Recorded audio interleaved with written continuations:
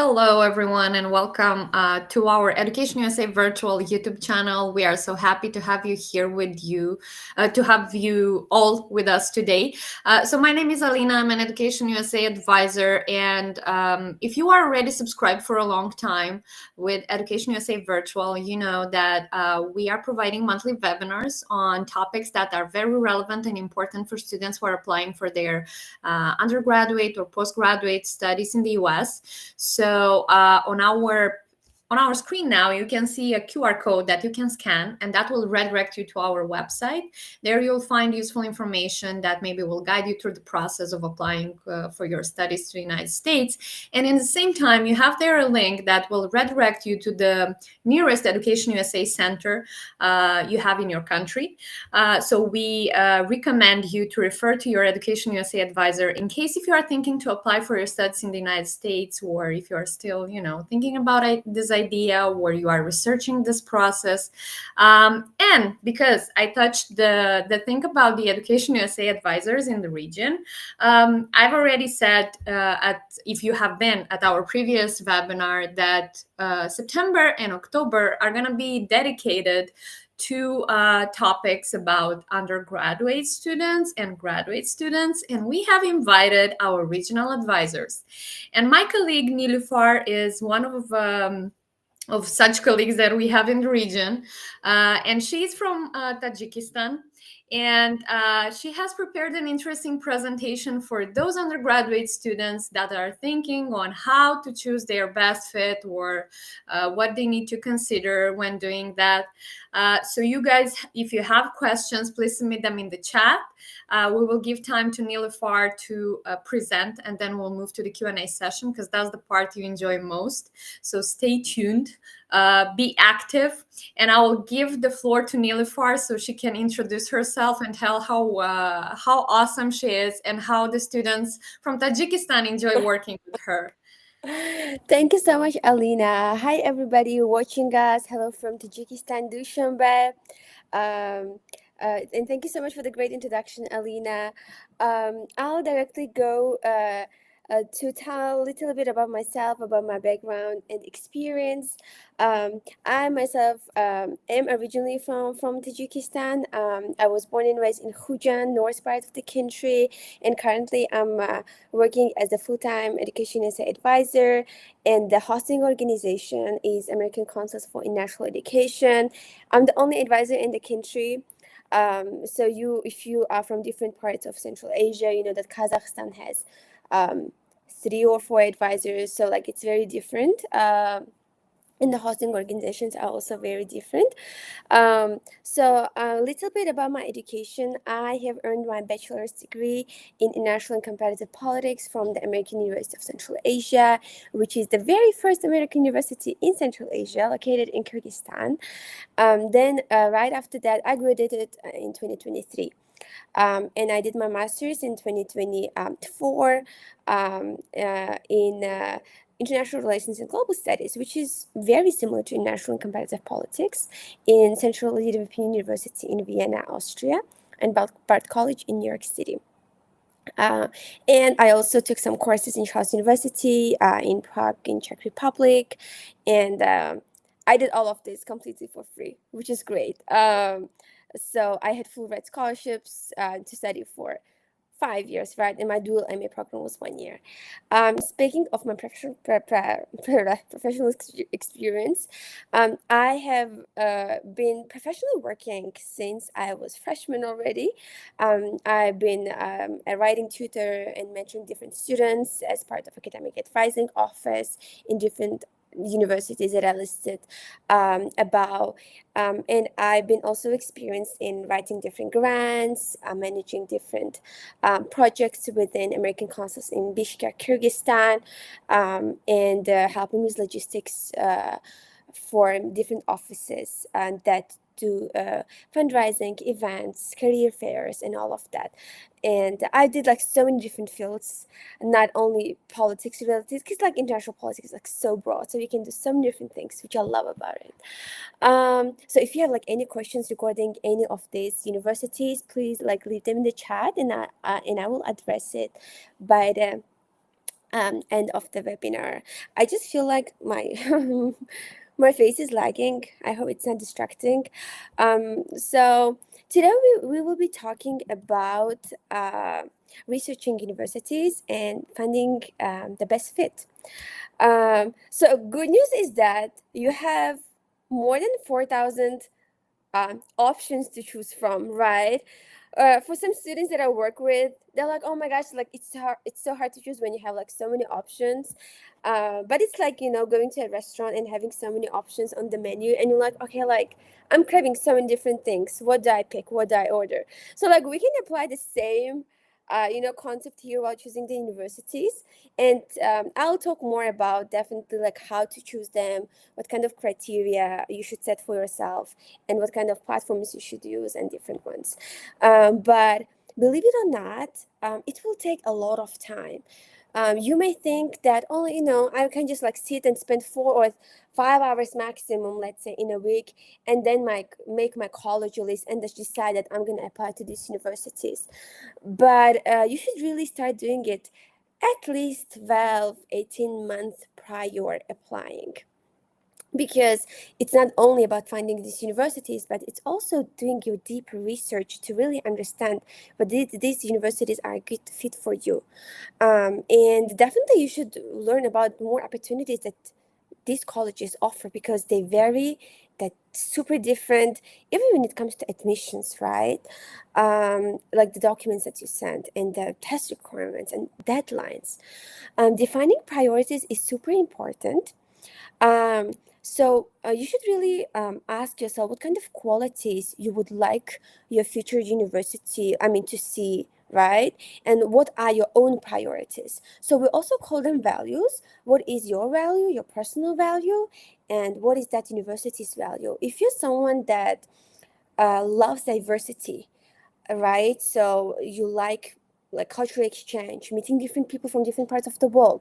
So you definitely want to go to a university that has a big pool of international students from different parts of the world. So your value versus value of the university, and they match, right? And most of the students that I work with do not really consider uh, these things. They just like want to just go abroad, which is not entirely wrong, but you should see it as choosing a home for the next 4 years. I always say that it's not a short term program. It's a higher education institution. It's serious, and you're spending 4 years of your life. And imagine, definitely you can transfer if you don't like it at the end of the day, but you should be really careful while making decisions, right? At the very beginning of your of this stage of applying, so you don't like stress out about transferring later, or then I don't know, going through lots of stress. But definitely you're gonna have expectations versus reality. I had that. I've been there.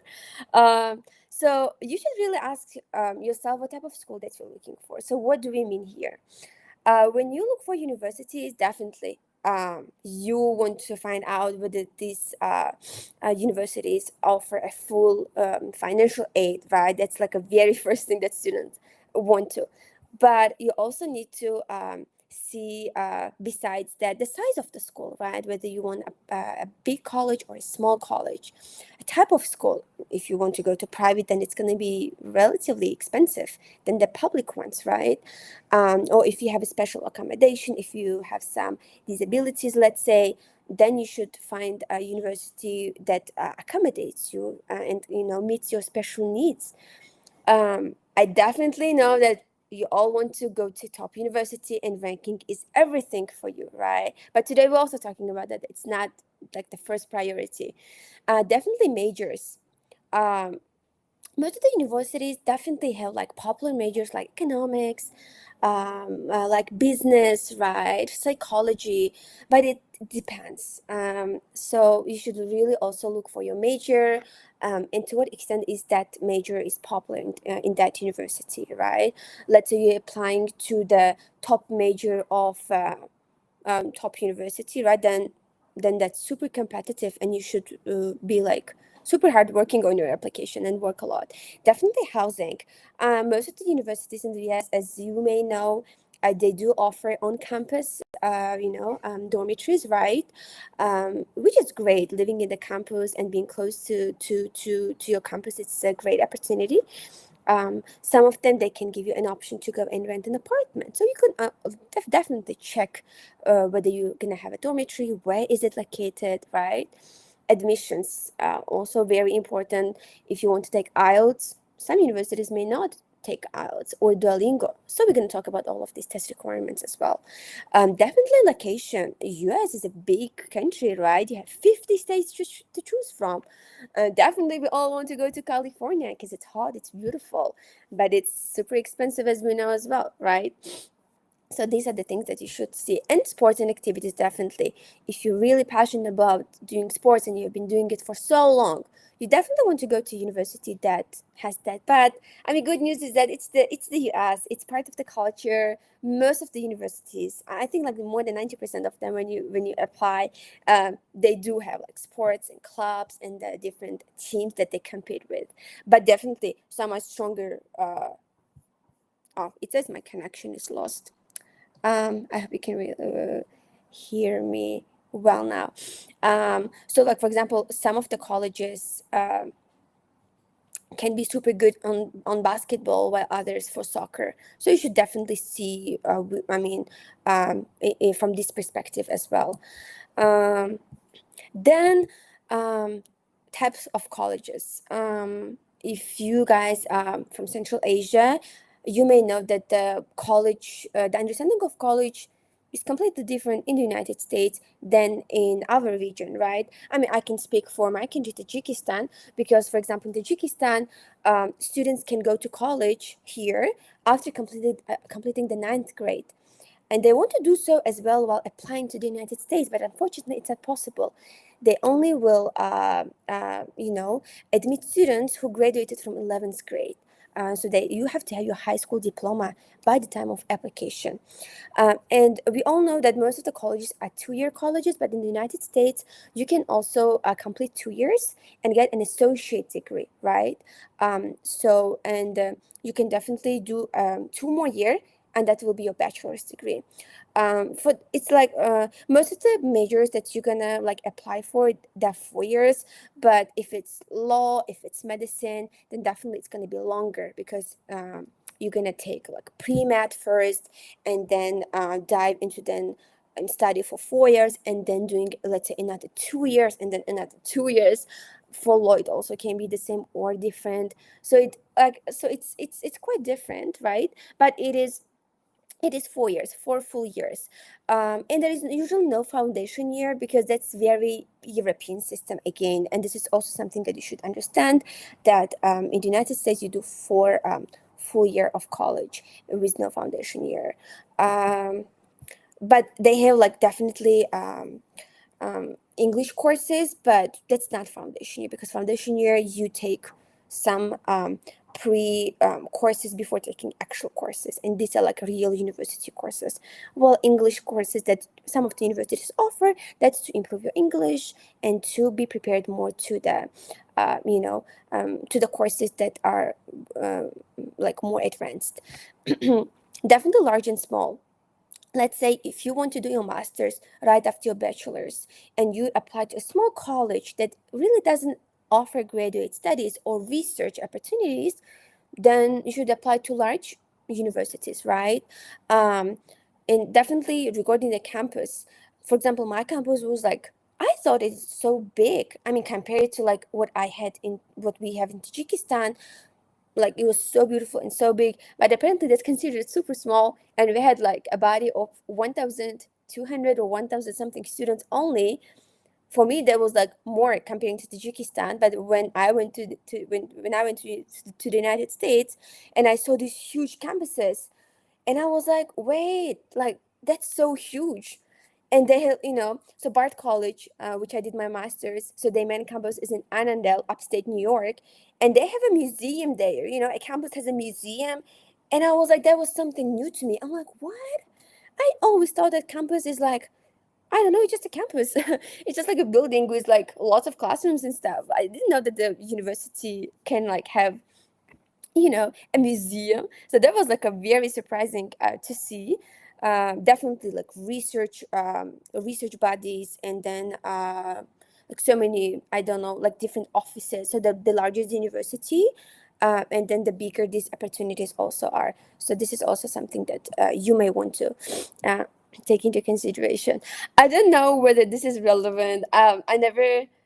Oh no, I'm lying. I had one case, one student that applied without financial aid, so he didn't really care about financial aid. He didn't even try to like fill out CSS profile or submit anything because he was like financially ready to pay. It was like one case last year. I mean, he got in, he's in the United States right now.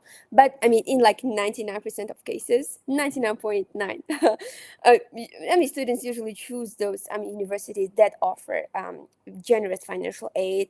I mean, in our case, in Tajikistan, since the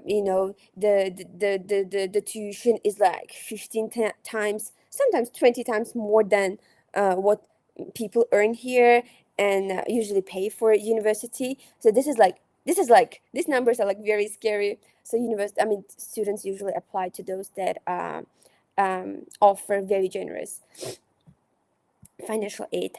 And definitely, when you choose a state, you should also take that into consideration. I know that, for example, Florida is like known for its very affordable colleges, right? While California is like, definitely they have financial aid, but it's, again, even if you get a full tuition, then it's like super expensive to cover your cost of living and living, personal expenses, and all of that. So you should definitely look into that as well.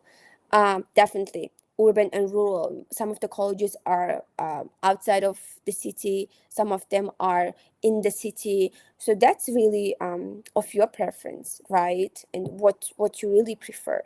For example, in my case, I could never like live in rural area and definitely spend 4 years. I love nature, but like being always surrounded by nature, I don't think that would be like my preference. So when I was applying, that was like something like super important to take into account.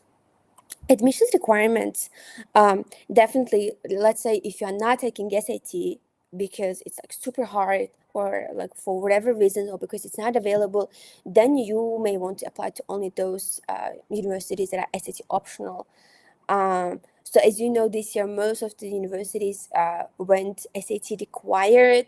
Most of my students were very sad. I mean, most of them are taking it this year.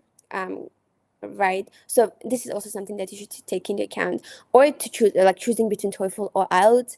Like, this is a very common misconception that people say, okay, IELTS is easier than TOEFL, or vice versa. There is no such thing. It's just two different formats of tests. Definitely IELTS reading is relatively a little bit easier to comprehend and understand, while in TOEFL it's like super academic, but the rest is it's just two different formats. Duolingo definitely is super popular. It's cheap. You can take it from home, but most of the universities, even Harvard, accepts Duolingo. Most of the Ivies do accept Duolingo, and they're improving, which is great, right? From the very first version that they had in the past. So you should also be mindful of, okay, if I take Duolingo, do all universities that I'm applying accept it, right? Submitting application fee. Bad news is that most of the universities want you to pay to review your applications, and can be like $25 or $95. So you should definitely see that as well. What you can do is you can just email them and say, hey, do you have application fee waiver? I mean, in Common App, you definitely request that, but it takes quite some time like for them to get back to you. So you can definitely reach out to your universities directly and say, hey, like, can you please waive this application fee, and just be quick, right? Essays. Okay, essays are important. We are not talking only about personal essay or personal statement, but we're also talking about the supplemental essays that most of the universities do require, and they're different, and they're important, and they're tricky. It may sound super easy for you. For example, why Harvard, or why Stanford, or why software engineering, or why economics? But your answer should be unique, right? And you also should be like authentic, and write like creatively, not like super common and evident facts and sentences. Recommendation letters, usually three are required from teachers and other people that you work with or interned with or from your volunteering organization. And the last is CV. If you're applying um, indirectly, meaning using the website of the universities, they may ask you to send your student CV or resume, and you may want to have that ready as well. And it's not just like a simple document; it has its formatting guidelines, and you cannot. So please definitely work on your resumes as well. So what are some of the steps that you should know before searching for the university that fits you, your values, and your goals? Knowing your options. So you know that, okay, I know my options. I have 4,000 options out there, right? And then second, so, and what I'm going to look for, okay? Okay, I'm gonna look for universities, let's say, that are in the states that are hot, in urban areas. Let's say universities that value diversity, leadership, individuals that do love communities, right? Or I don't know, women's empowerment. Let's say like women's only colleges, if that's the case. And like these are the things that you're gonna tell yourself like while searching, and then you just adjust that while researching. And that leads us to the next slide. So where do you search them? Okay, so these are the platforms where you can use to search these universities. My favorite is Niche because it gives you very snappy and good overview of everything, with the rating, with the information.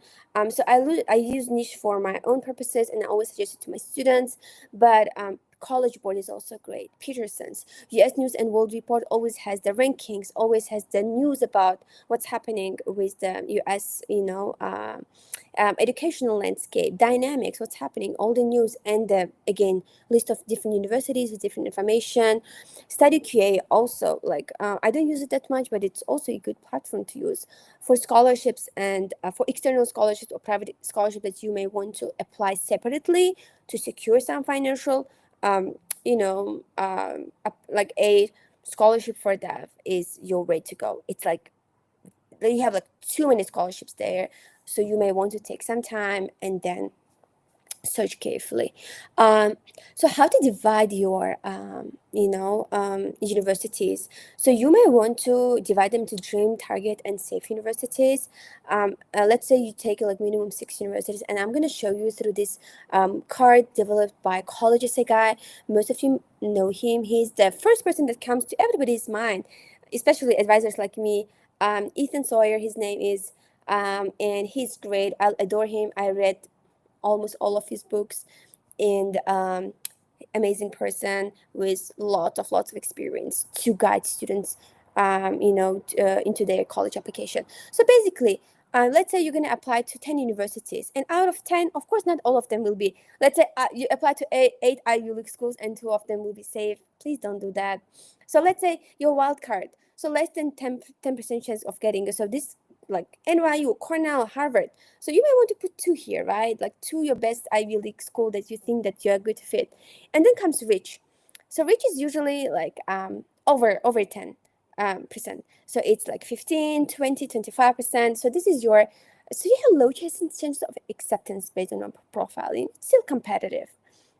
Then maybe it's like, it's tough to say, like it's 50-50, right?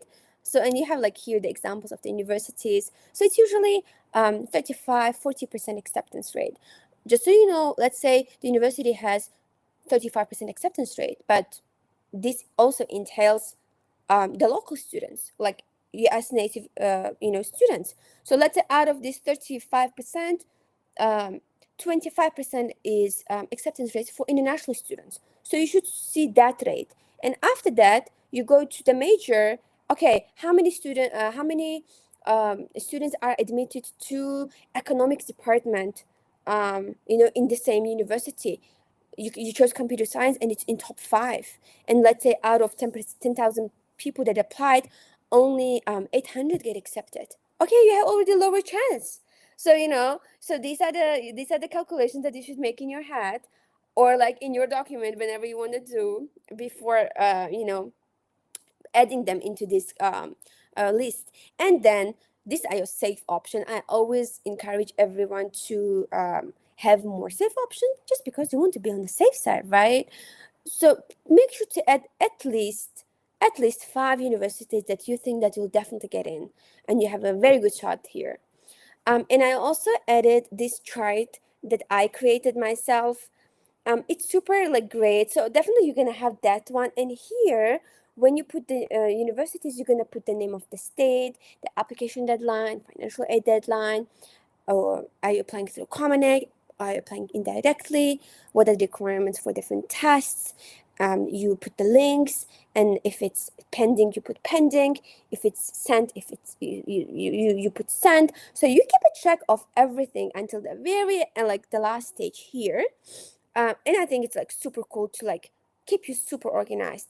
And you may want to have 15, 25 colleges here, and then narrow it down to let's say 8, maximum 10. I always say the less is more, but my students don't listen to me. For them, the more is more. Like they always apply to more than 20, no matter what I say.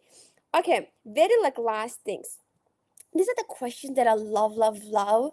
And that's why it's all here. So again, I already talked about uh, the value, the priorities, the goals that you should set for yourself before choosing. So I'm not going to repeat some of the questions, but again, so the very first question you should ask yourself, that's why it's here. It's like in the very first part. Why do you want to go to college outside of your home country?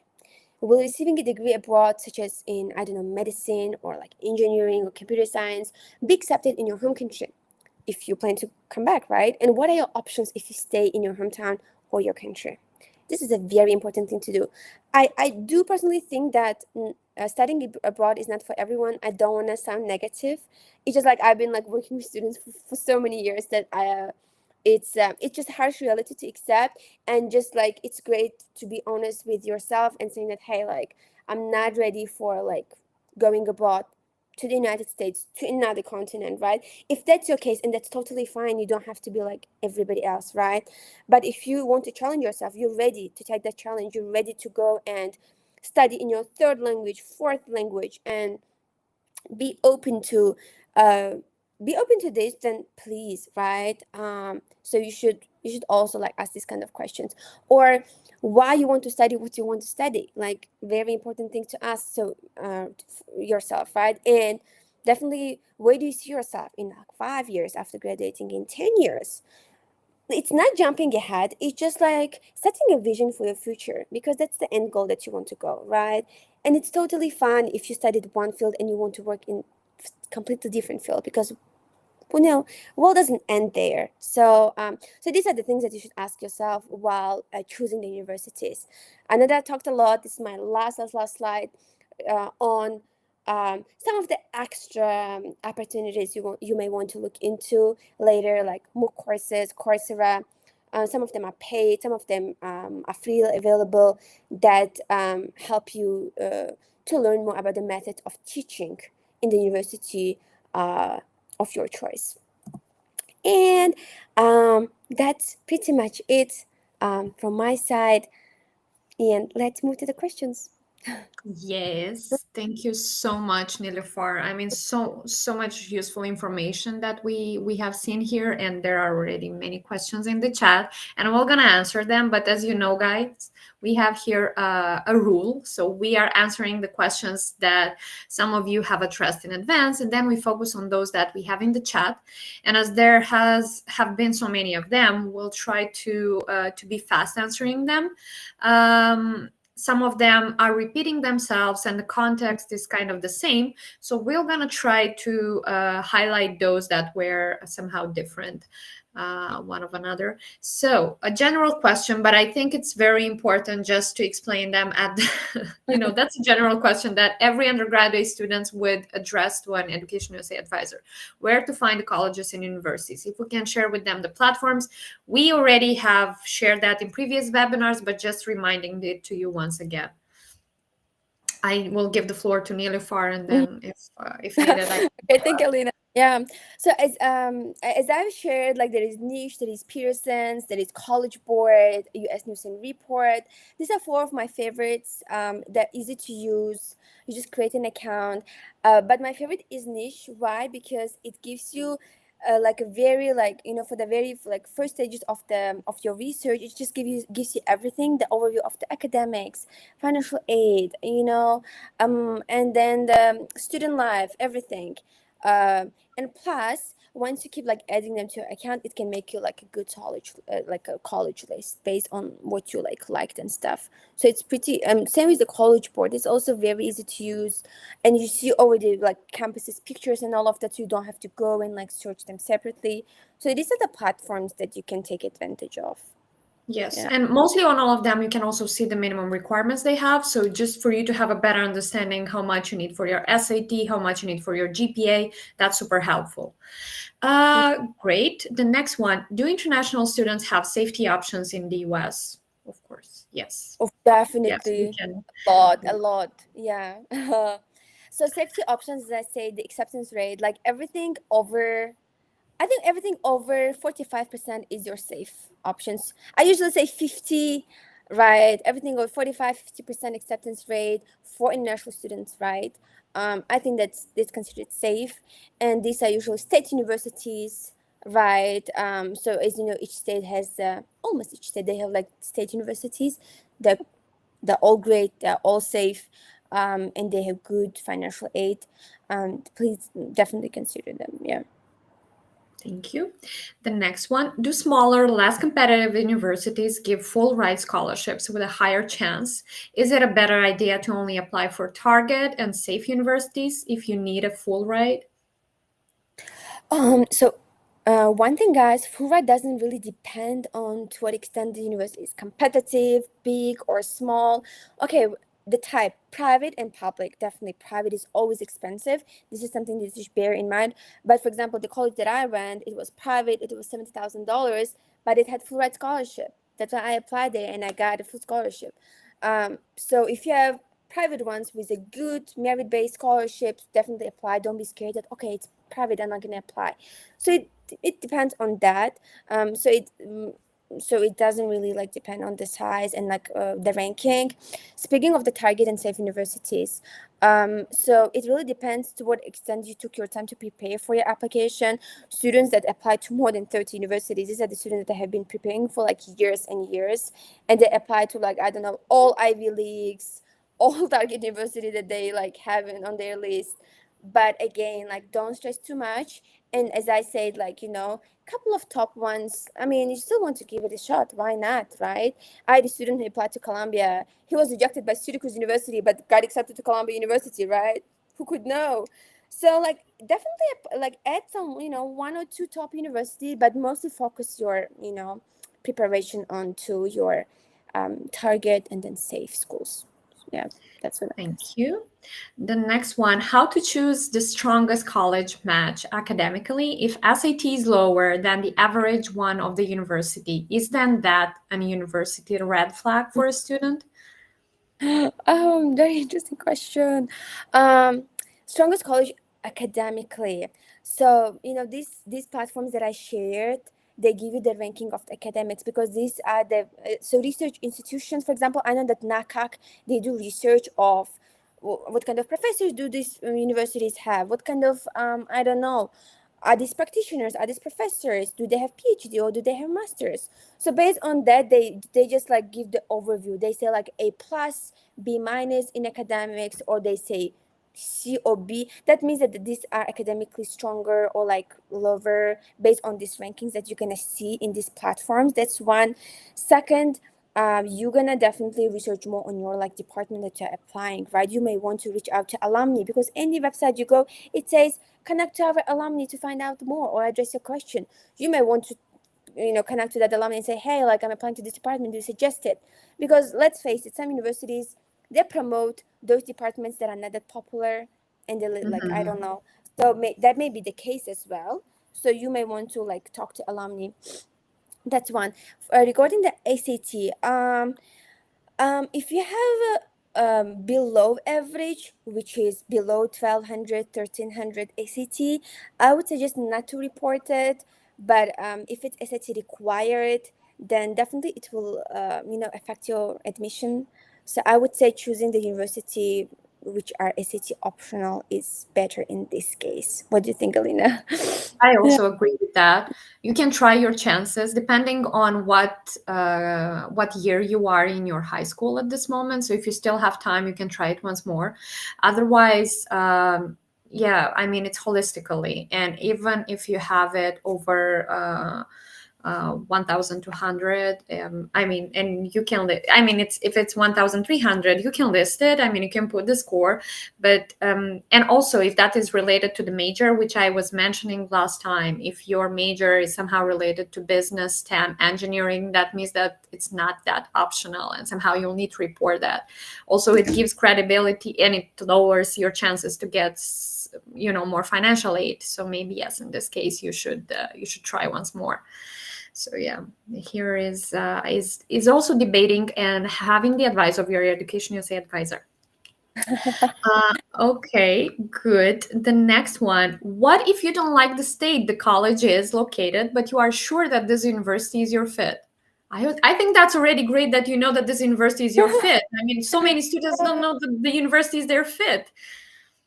Mm, what I would say, I mean, you didn't live in that state, right? Maybe like you were affected by some stereotypes, social media, until you like, unless you go there and live, that's a totally different experience. For example, I always dreamed about New York City.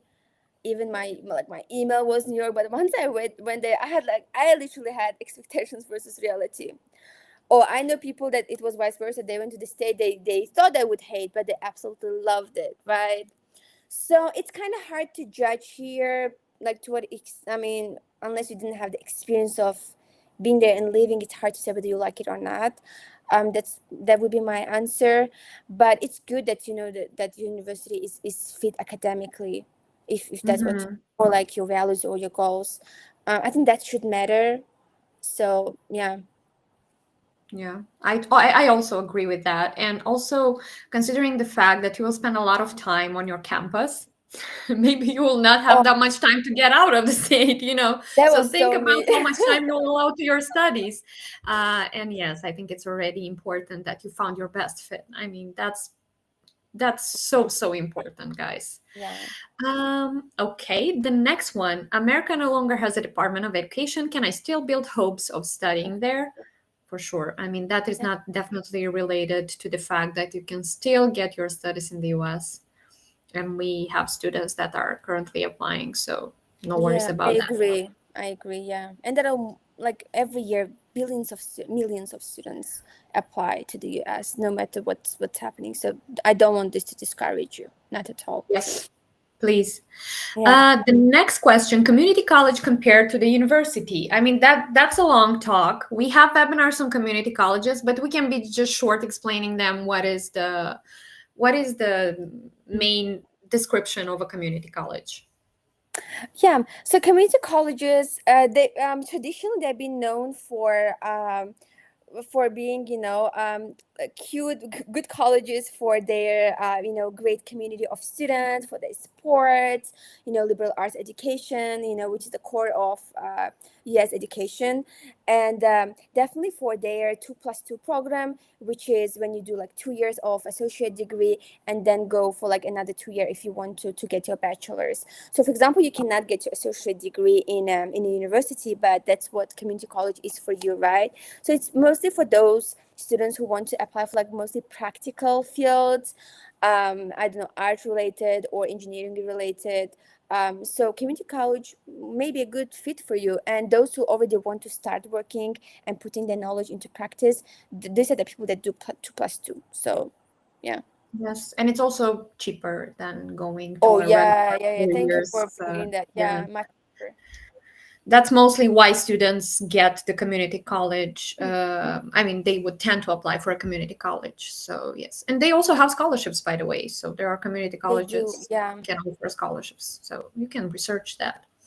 The next question: when admissions officers review applications, how do they evaluate the student's fit with a college beyond just academics and extracurriculars? Are there subtle cues in essays or recommendations that tend to reveal this fit most clearly?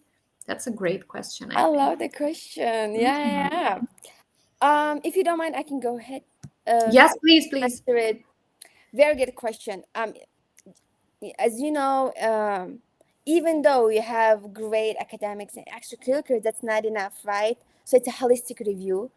So it's like each part of the application is a piece of puzzle, and they want to see one clear picture.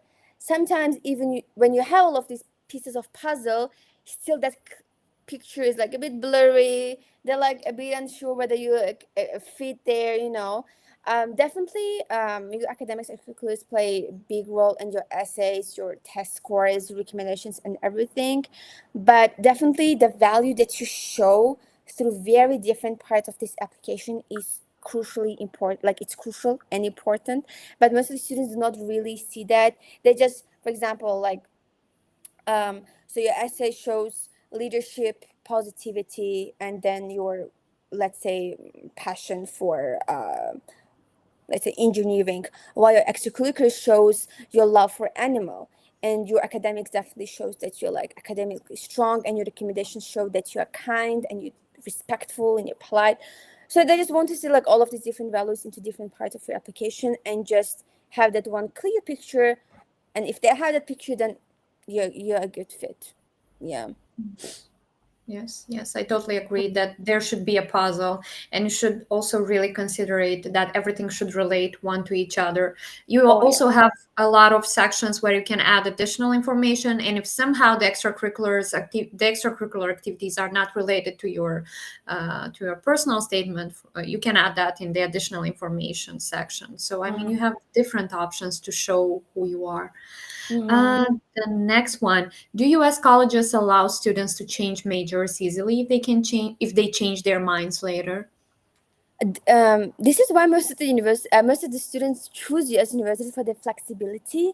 Definitely yes, but again, it's very different in very different universities. Some of them, it's they say yes, and it's a very stressful process.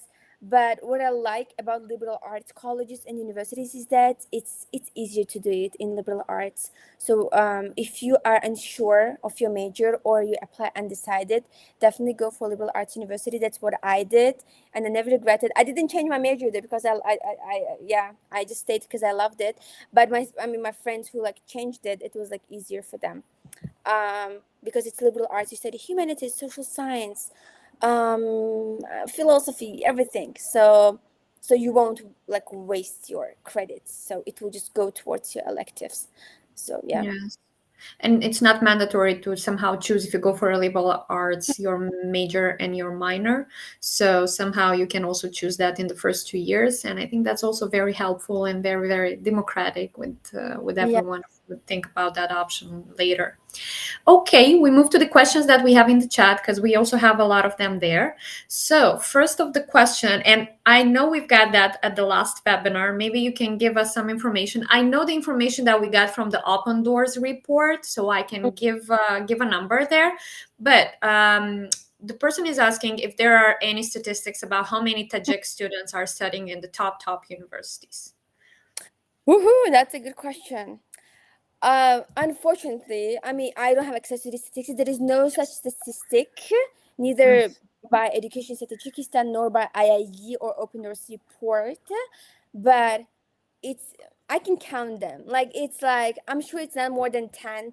If you mean like top is like Ivy, like it's like from those that I know in my database, it's more like 10. Yeah, but definitely there are more. Definitely. So I cannot give you like exact number because again we don't collect this data.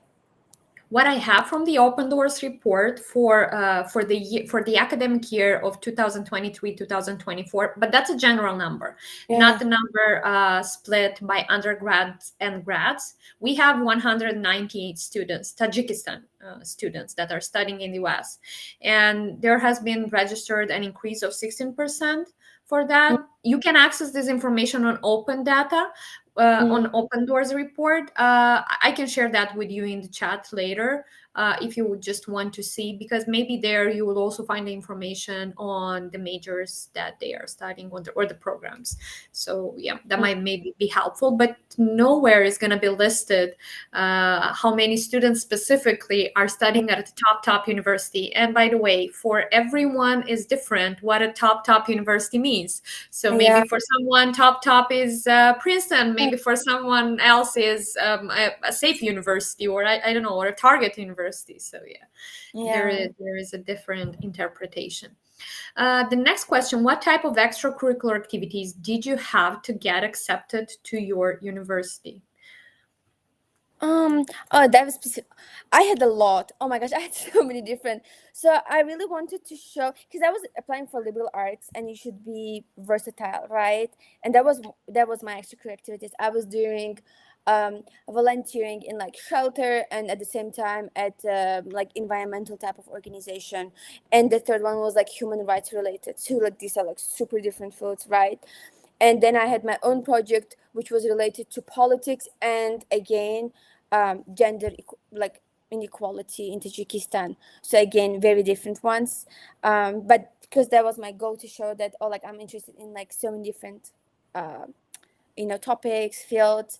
Definitely, like I had my passion project on a state of affairs. So that was like a project on raising awareness of like different um like social issues in Tajikistan, environmental issues, talking about newspapers, politics, readings and all of that. 4 years, so that was mine. And then volunteering, having my club at the American Space, and then volunteering at the animal shelter. That was my another extracurricular. Then definitely oh, again, like economics club, because like that takes me back to like 6 years ago, right, when I was in school.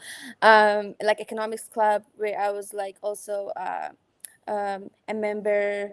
And then like I had most of the like membership into like cool programs of the US embassy, like tech innovation program, tech girls and tech girls in STEM and all of that, even STEM.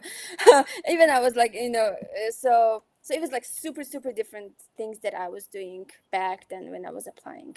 But for masters, it's different. For masters, it better be a bit more serious. It better be like professional internships within a cool Mhm. organization. That's a different topic. So Yes, it's more about research because you don't really have time for extracurricular activities there. So it's more about mm, your professional part. yeah. Okay, the next question also from the same person. How do I know if a college will actually give me research or internship opportunities as an undergrad and not just to grad students? You should ask the university, I Oh, guess. yeah. So they will not give it to you. It's there. You'll apply. So definitely it's not gonna happen until you like junior. I'm gonna say this because the first 2 years you're just learning how to research. It's not like sitting and searching the Google guys and then like writing research. It's serious, right? So you may want to like study yourself, and then for 2 years when you're sophomore, and then when you're junior, when you're in your third year, this is the time. I mean, you will already know the professors, and most of them are working on their research already, so they can involve you and say, hey, like, do you want to help me in this research? I had this professor, he had his um, um, topic, his dissertation, PhD dissertation on China, and I was interested in China. So he offered me that, hey, like, do you want to help me in this and researching this? Because I was taking all Chinese politics courses of him.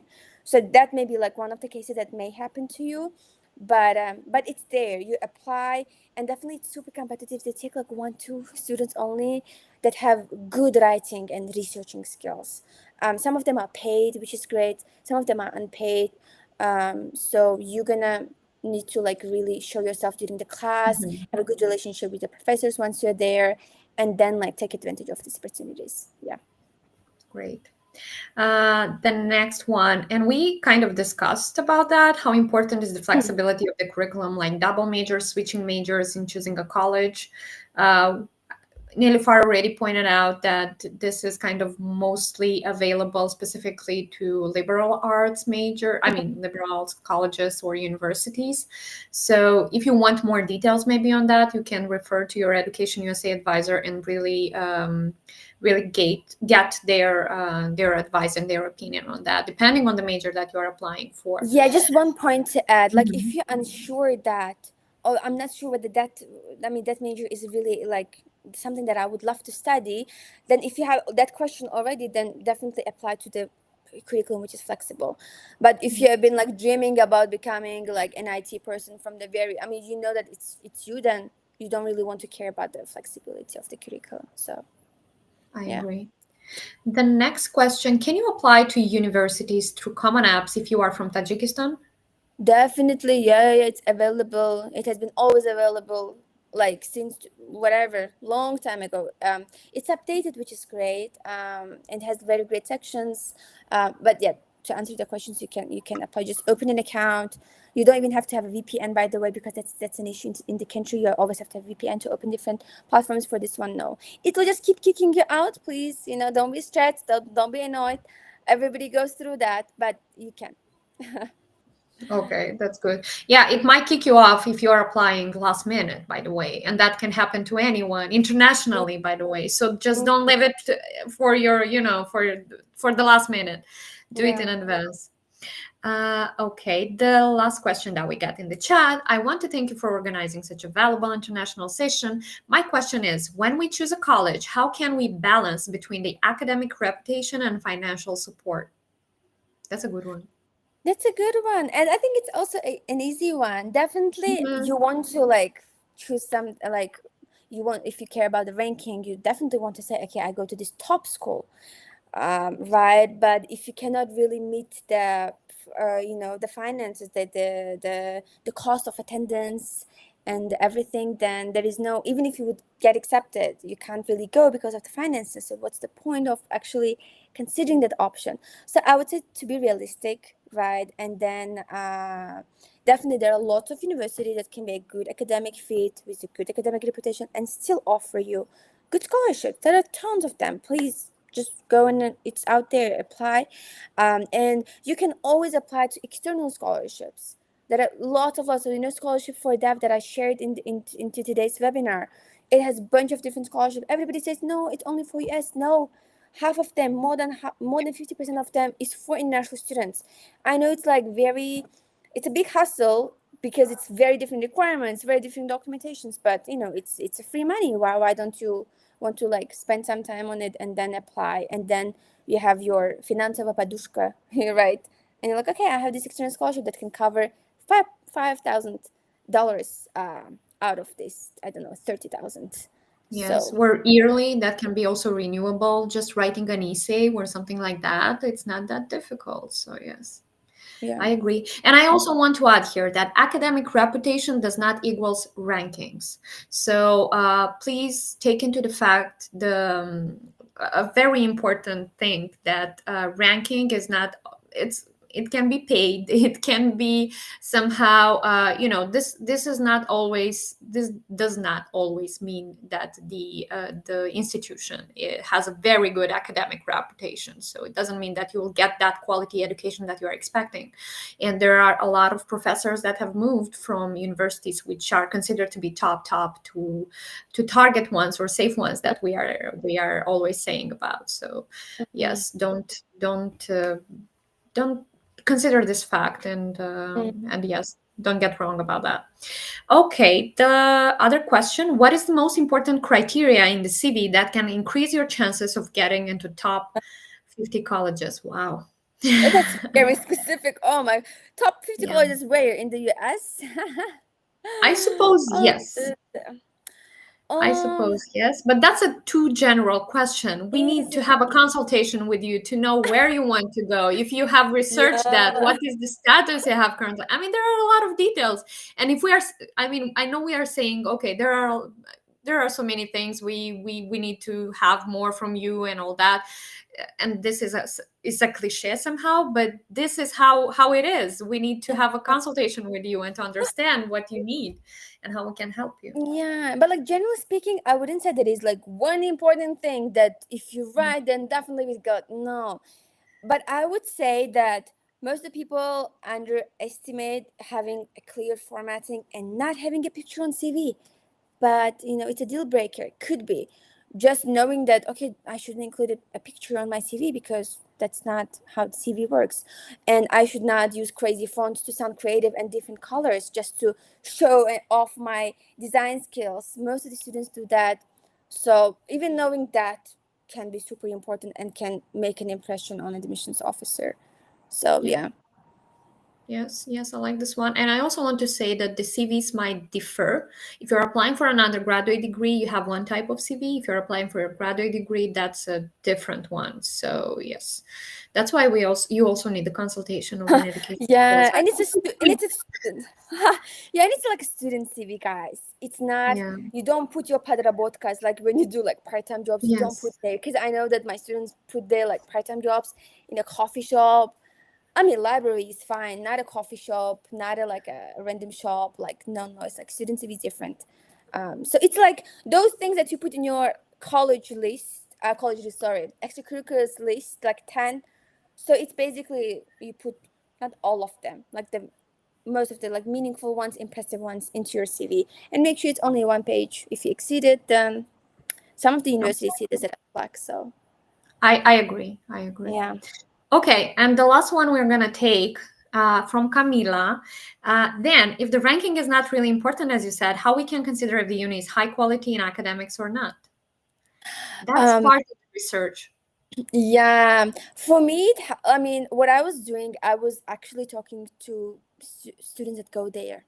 Students that go there, and those that already graduated, because that two different cases, guys. Definitely, you will do all of your research, no matter how you do, but the real experience that these people went and experienced, totally different. Sometimes it's like negative, sometimes it's positive. But one thing that I would suggest, just because that person had a negative experience, don't think that Yes. you have the one. No. For example, like I had this case where I wanted to apply, I mean, to like to university, but everybody was like, oh no, don't apply because this is what's happening there. But I was like, but I felt like, no, like I did my research and I knew that, okay, that was your experience, but this is a match for me, so I never regretted going there, like, right? I totally So agree. you just understand, for example, you ask specific questions about the courses, about the professors, opportunities, and all of these things.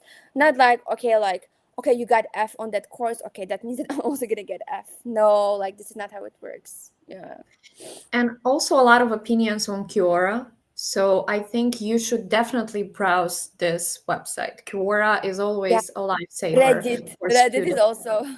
Yes, and for us also as advisors, because sometimes we found there a story where we found there that, I mean, specifically related to the academic part, and yes, you should definitely consider that as also a source of researching when you're searching your institution list. Yeah. Okay, hopefully we helped. But related to this question, to the last question, also getting your Education USA advisor advice on that and opinion that also will help because they might happen to have a student or I don't know, or they know a story from that from how to apply to that institution specifically. Okay, so we have here already two QR codes on the screen that we encourage you to scan. One of them is related to the events that we are going to have for the rest of this month, and the earliest one is going to be next week on Monday with Matthew from College Board. We're gonna have an interesting session about CSS profile. You love that, guys. Then we have the QR code that is related to a feedback form that we would highly encourage you to fill out because it matters for us to know how you feel during these webinars. If you would like to hear another topics or maybe to invite some specific speakers. But today I want to thank Nilufar for doing such a great presentation and for showing us how great she is and how enthusiastic and so motivating she is to her students. Thank you so much, Nilufar. And yes, I hope we'll do more webinars like that. And if you like that, guys, please write that in the feedback form because we'll do more webinars with our advisors if you'll encourage us. Okay, other than that, I wish you all a great evening. Hope those who didn't have the time to watch us live will watch it in a recording because that will be available on our YouTube channel. And yes, if there is something else that we can assist you related to your application, please look for the nearest Education USA Center and look for your advisor. Okay, thanks everyone, and have a great day. Thanks. Yeah, thank you, Lena. Thank you, everyone, for joining. Thank you.